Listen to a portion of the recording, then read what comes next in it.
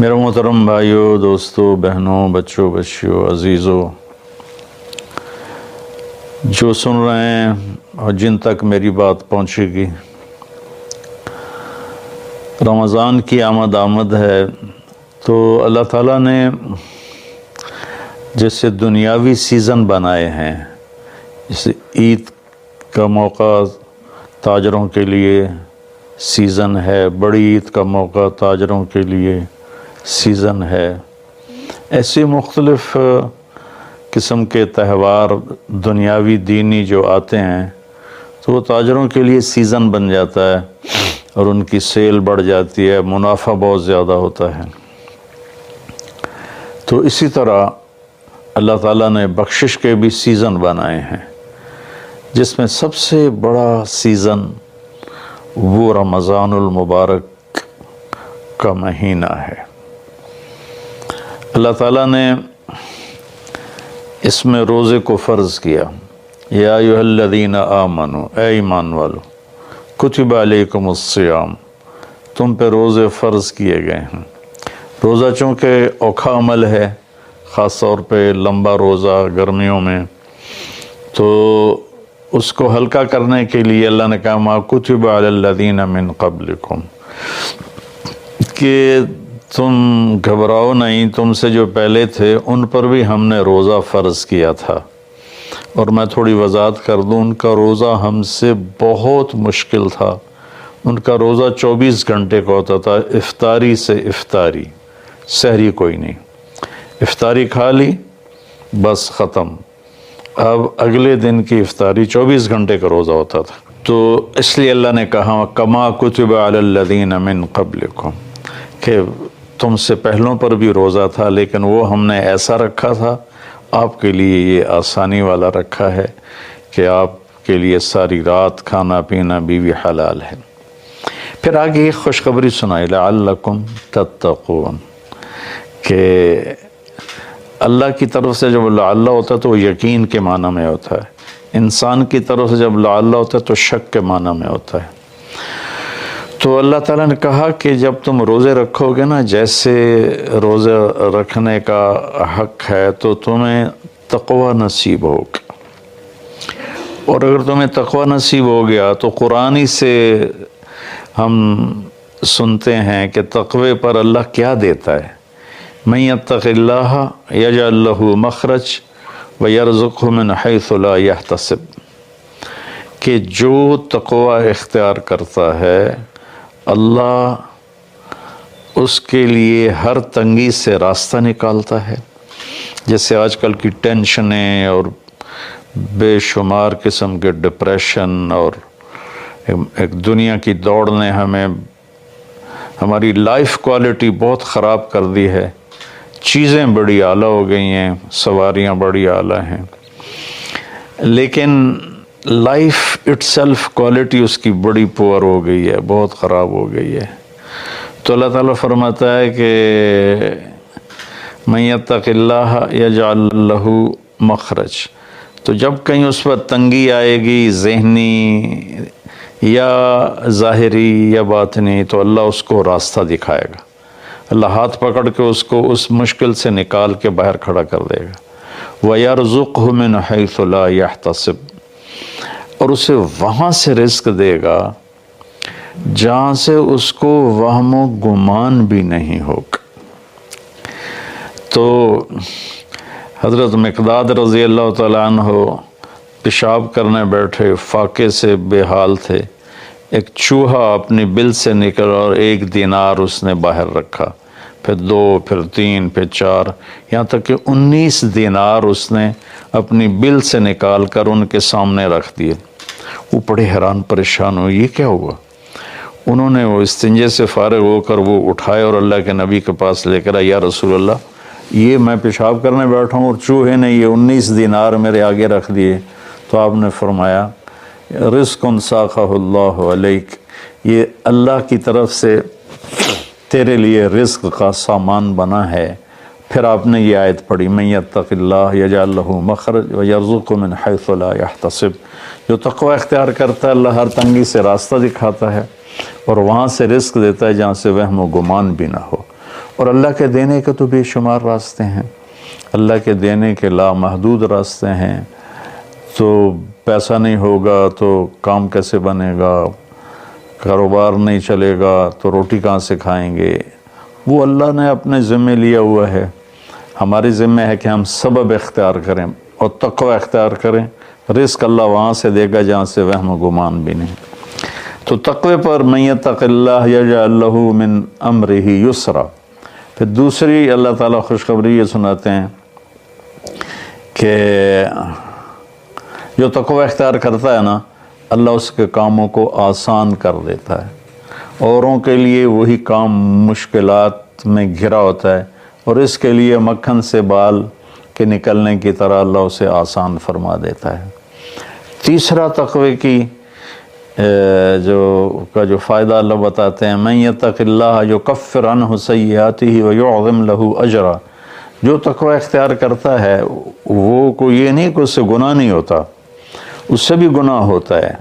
ہمارے ہاں یہ بڑا عجب تصور ہے کہ اگر کسی نے داڑھی رکھ لی، تبلیغ میں چلا گیا یا عالم بن گیا، بس اس سے تو کوئی گناہ ہونا ہی نہیں چاہیے، اور ہم جو مرضی کرتے پھریں، ہمیں تو کوئی پوچھ نہیں، ہم دنیا دار ہیں۔ تو یہ بڑی گمراہی ہے۔ سوائے نبیوں کے کوئی بشر خطا سے پاک نہیں ہے، چاہے وہ کتنا ہی بڑے مرتبے والا ہو۔ خطا ہر انسان کے ساتھ لگی ہوئی، بلکہ وہ انسان ہی نہیں جس سے خطا نہ ہوتی ہو۔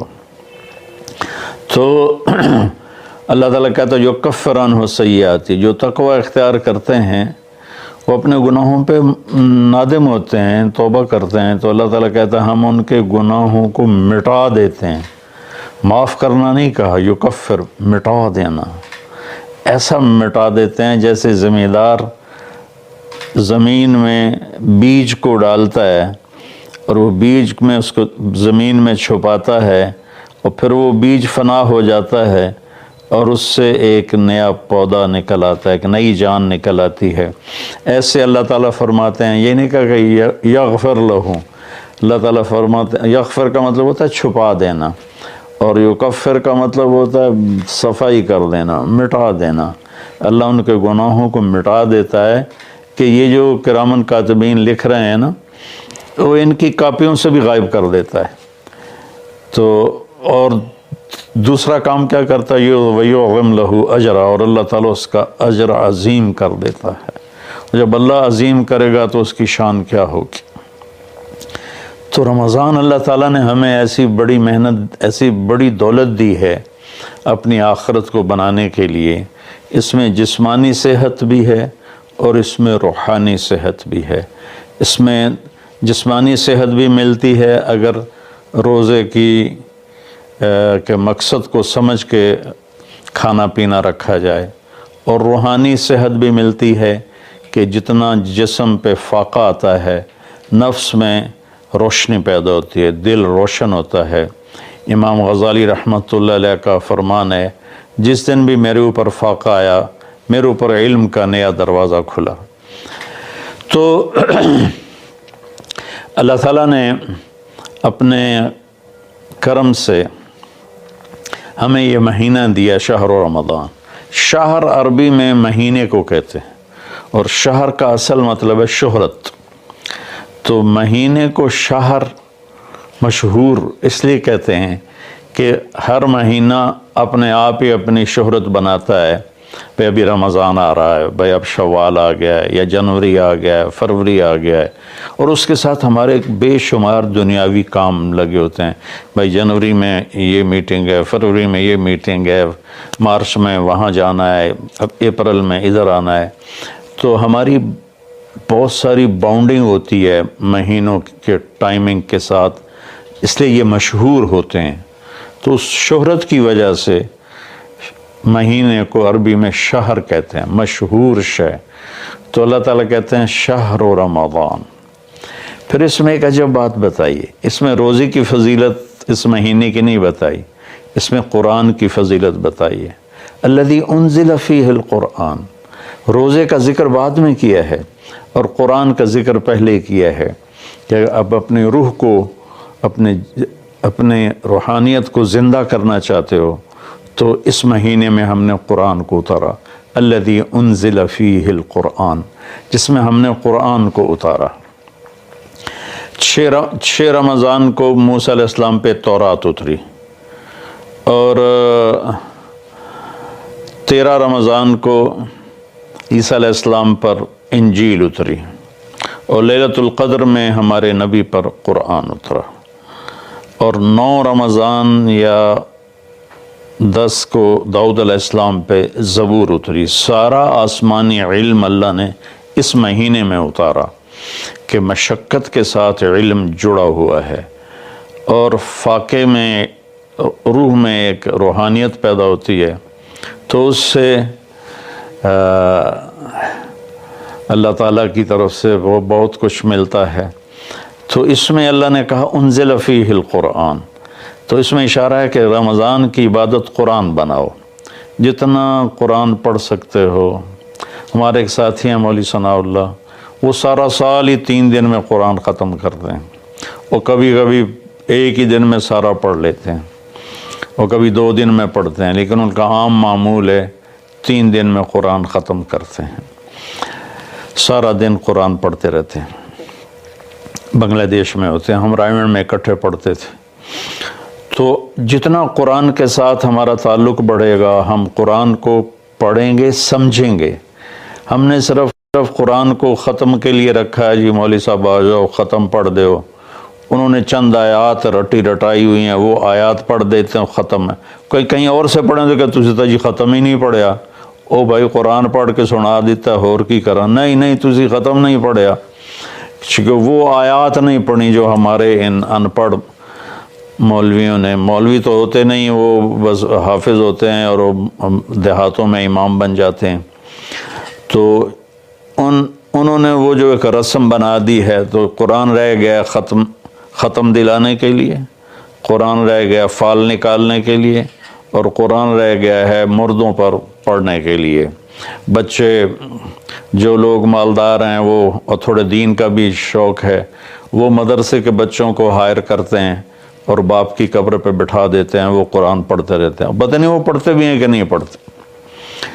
تو قرآن پڑھیں، قرآن کو سمجھیں، روزانہ 1 صفحہ ترجمے کا پڑھ لیں، اور پورے قرآن کو اس طرح پڑھیں، آپ پر حقیقت کھل جائے گی کہ اللہ کیا کہہ رہا ہے، اور ممبر سے ہمارے خطیب حضرات کیا کہہ رہے ہیں، اللہ کس چیز کی دعوت دے رہا ہے، ہمارے خطیب کس چیز کی دعوت دے رہے ہیں، آپ پہ قرآن کھل جائے گا۔ آپ حدیث پاک کو پڑھیں، نبی پاک کی سیرت کو پڑھیں، خاص طور پہ حدیث سے براہ راست استفادہ بھی بڑے اعلیٰ چیز ہے، لیکن جتنا سیرت سے میں اپنے ذاتی طور پر کہتا ہوں، جتنا میں نے سیرت سے سیکھا وہ کسی اور چیز سے نہیں سیکھا قرآن کے بعد۔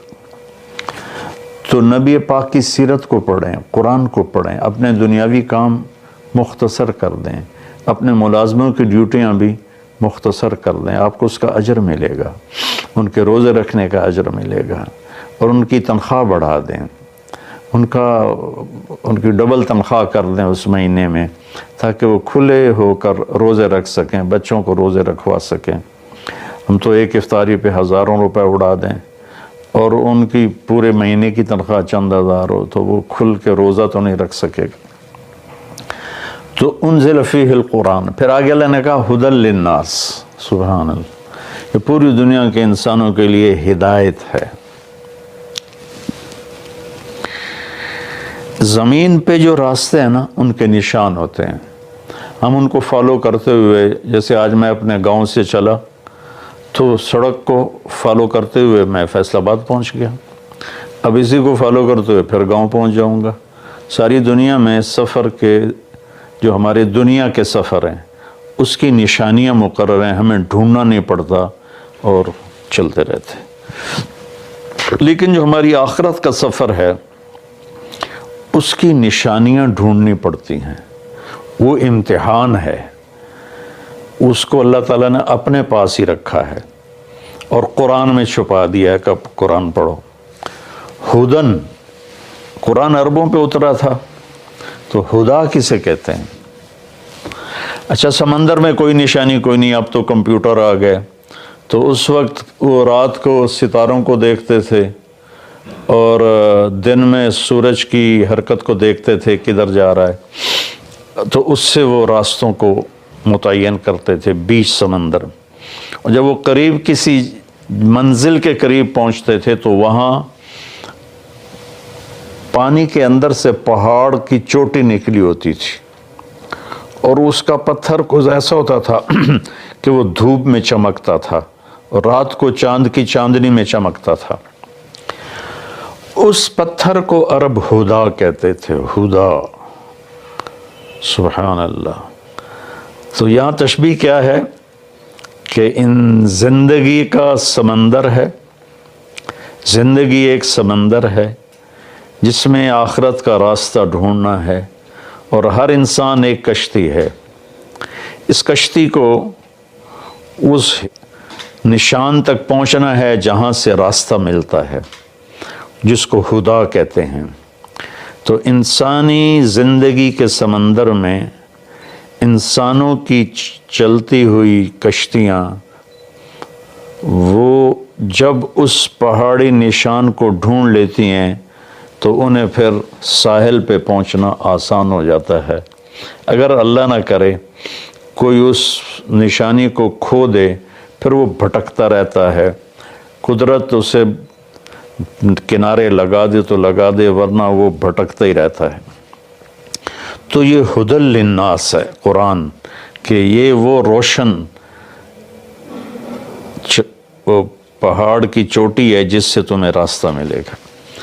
اب اس کو تھوڑا پیچھے سے ہم لیں، سورۃ فاتحہ سے ہم نے اللہ سے کہا اہدنا الصراط المستقیم، یا اللہ ہمیں ہدایت عطا فرما سیدھے راستے کی، یعنی وہ چٹان عطا فرما، اس چٹان تک پہنچا جو ہمیں سیدھے راستے تک پہنچائے، جس پر تیرے نیک لوگ چلے، جن پر تیرا انعام ہوا، اور ان لوگوں کے راستے سے بچا جن پر تیرا غضب ہوا اور ناراضگی ہوئی۔ تو جب ہم نے یہ دعا مانگی اللہ سے تو اللہ نے ہماری دعا کو قبول کیا اور قرآن اتار کر کہا الف لام میم ذالک الکتاب لا ریب فیہ ھدی للمتقین، یہ کتاب ہے جو ہر قسم کے شک و شبہ سے بالا تر ہے، اور یہ متقین کے لیے ہدایت ہے۔ یہاں کا ھدی للناس ساری دنیا کے انسانوں کے لیے ہدایت ہے، یعنی اگر ڈھونڈنا چاہو اس چٹان کو جو تمہیں منزل تک پہنچائے، اس خوبصورت چیز کو جو تمہیں اللہ تک پہنچائے، تو وہ قرآن ہے، ذالک الکتاب لا ریب فیہ۔ اور خاص طور پر جو تقوی اختیار کرے گا اسے اس قرآن سے راستہ ملے گا، وہ اس کو پہچان کر چلتے چلتے چلتے چلتے اللہ اس کے رسول کے دربار میں کامیابی سے پہنچ جائے گا۔ تو ہمارے بر صغیر میں قرآن کے ساتھ اٹیچمنٹ کوئی نہیں۔ یہ مختلف بزرگوں کی کتابیں لکھی پڑھی ہیں، ان کی سیرت، لکھنے والا کون ہے، اس میں جو واقعہ ہے وہ کہاں سے نقل کیا ہے، اس کی کوئی سند نہیں۔ ایک بزرگ تھے، وہ 25 سال جنگلوں میں خاک چھانتے رہے، سرے سے شریعت نبوی کے خلاف واقعہ ہے کہ میرے نبی نے رہبانیت نہیں سکھائی، اور ان کی شان بیان کرنے میں یہ واقعہ میں نے بھی پڑھا کہ 25 سال جنگلوں کی خاک چھانی، شہر میں ہی نہیں گئے، تو یہ تو عیسائی راہبوں سے بھی بڑھ گئے۔ لا رہبانیت فی الاسلام، اسلام میں کوئی رہبانیت نہیں۔ تو ان قصوں کی نہ کوئی سند ہے، نہ کوئی دلیل ہے، نہ مصنف کی حیثیت کا پتہ ہے۔ تو ہم قصے کہانیوں میں گم ہیں، اور بس قرآن پاک کے ساتھ بے وفا ہیں، قرآن سے وفا نہیں کی، قرآن کو سیکھا نہیں، قرآن کو پڑھا نہیں، قرآن کو سمجھا نہیں۔ اب تو اردو مفتی تقی صاحب دامت برکاتہم کا ترجمہ ایسا عالی شان ہے کہ جو تھوڑا سا بھی اردو جانتا ہے وہ اس سے پورا نفع اٹھا سکتا ہے۔ تو ھدی للناس وبینات من الھدی والفرقان، یہ پہلے ہدا پھر ہدا، تاکید کے لیے کہ یہ پوری دنیا کے انسانوں کے لیے ہدایت کا پیغام ہے۔ اگر تم اپنے ذہن کو صاف کر کے اسے پڑھو گے تو بینات من الہدا، تو یہ ہدایت کی خوبصورت نشانیاں ہیں، اور حق و باطل میں فرق کر کے دکھا دے گا قرآن، کہ اس لیے قرآن کا نام فرقان بھی ہے کہ یہ حق کو الگ کر دیتا ہے، باطل کو الگ۔